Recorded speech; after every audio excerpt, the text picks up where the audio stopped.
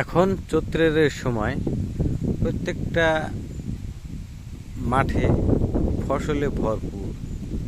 দেখেন কত ফসলে ভরপুর। এই যে ফসলে ভরপুর, এর মাঝে এই যে বাথায় দেখেন যে আমরা আগে বই পুস্তকে পড়েছি পাখির ভাষা গাছে বাবুই পাখি, চড়ুই পাখি।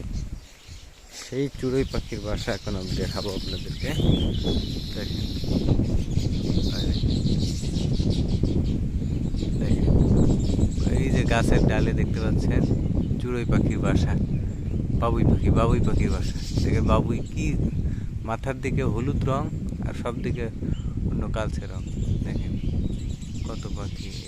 দেখেন দেখেন গাছের ডালে এই যে চড়ুই পাখি, বাবুই পাখি চড়ুই না, বাবুই পাখি বাসা বাঁধছে। ওর বই পুস্তকে ছোটোবেলায় পড়েছি যে এরকম গাছে এই বাবুই পাখির বাসা থাকে, দেখেছি। আর দেখেন রাজশাহী জেলার বাগমারা থানার রায়পুর গ্রামে। দেখেন এই যে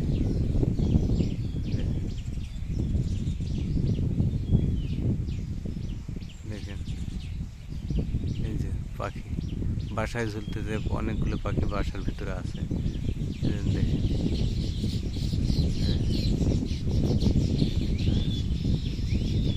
দেখেন পাখিগুলো আছে। আপনারা এখানে আসলে দেখতে পাবেন, এখানে পুকুর আছে, পাশে মুরগির খামার আছে, এই যে সাথে বর আছে, সাথে এই পাশে ডিপ আছে। এই যে ডিপের খুঁটি, এই যে পাশে ভিতরে ডিপ, এই পাশে যে বিল চোরার সাথেই এটা দেখতে পাবেন পাখির বাসা। এই যে দেখেন পাখি দেখেন,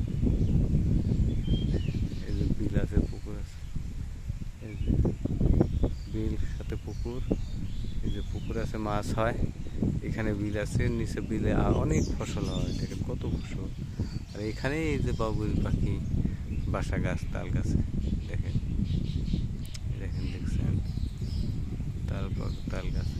দেখেন বাবুই পাখির বাসা। এখানে আপনারা আসলে এটা দেখতে পাবেন। আপনারা যা বই পুস্তকে পড়েছেন এখানে আসলে এই বাবুই পাখি বাসা এই অরিজিনালি দেখতে পাবেন তালের গাছে। আজ এ পর্যন্ত, আল্লাহ হাফেজ।